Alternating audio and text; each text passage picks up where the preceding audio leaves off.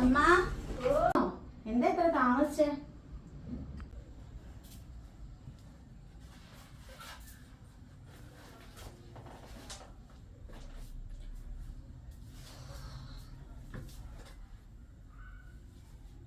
ചായ എടുക്കട്ടെ? ചായ താമസിച്ചമ്മ കുടിച്ചത്. ചായ ഒന്നും വേണ്ട. വന്ന ഉടനെ ഫോണും കൊണ്ടിരിക്കാതെ ഒന്ന് പോയി കുളി വച്ചേ. കുളിക്കാമ്മ.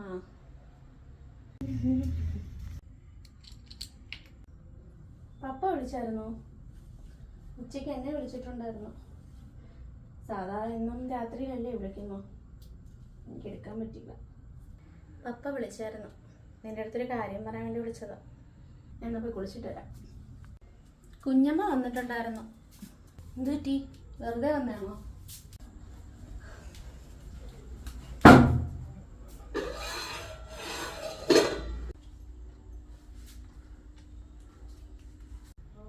എന്തിനാമ്മ കുഞ്ഞമ്മ വന്നത്? ചുമ്മാ വന്നാണോ അതോ വല്ല വിശേഷമായിട്ട് വന്നാണോ? കുഞ്ഞമ്മ നിനക്കൊരു ആലോചന കൊണ്ട് വന്നതാ. എനിക്കിപ്പം കല്യാണം ഒന്നും വേണ്ടാന്ന് ഞാൻ അമ്മേനോട് 1000 വട്ടം പറഞ്ഞു. ഒന്നാമത് ജോലിക്ക് കയറിയിട്ട് കുറച്ചങ്ങോട്ടായതേ ഉള്ളൂ. അതുമായിട്ട് അങ്ങോട്ട് അഡ്ജസ്റ്റ് ആയി വരുമ്പോഴാണ് കല്യാണാലോചന. എന്നിട്ട് അമ്മ എന്താ പറഞ്ഞു? ഞാനൊന്നും പറഞ്ഞില്ല. പപ്പയോട് കൂടി ചോദിച്ച് നീയും വന്നിട്ട് ആലോചിച്ചിട്ട് പറയാമെന്ന് പറഞ്ഞു. അല്ലാതെ ഞാനല്ലല്ലോ തീരുമാനം എടുക്കേണ്ടത്. ഫസ്റ്റ് പപ്പയ്ക്കാണെങ്കിൽ ഒരു നോട്ടോ മാട്ടമില്ല. ആരെങ്കിലും കണ്ടാൽ മതി ഉടനെ കല്യാണമെന്ന് പറഞ്ഞിരിക്കും. എനിക്ക് എന്തായാലും ഇപ്പോൾ ഒരു കല്യാണവും വേണ്ട. കല്യാണം കഴിച്ചവരോട് കിടന്ന് പെടാപ്പാട് വിടുകയെന്നാണ് കേൾക്കുന്നത്. ഇതാ പയ്യൻ്റെ ഫോട്ടോയാ.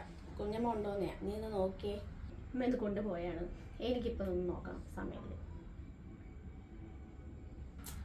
ഇതൊന്ന് നോക്കടി. പറഞ്ഞാലും മനസ്സിലാവത്തില്ല. എനിക്കത്ര ഇഷ്ടപ്പെട്ടില്ല.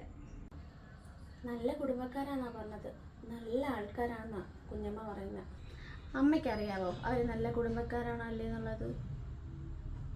എത്ര വലിയ കുടുംബക്കാരാണെന്ന് പറഞ്ഞാലും എനിക്കിപ്പോൾ കല്യാണം വേണ്ട. പയ്യനാണെങ്കിൽ കുടിയോ വലിയോ ഒരു ദുശീലം ഇല്ലെന്നാ പറഞ്ഞത്.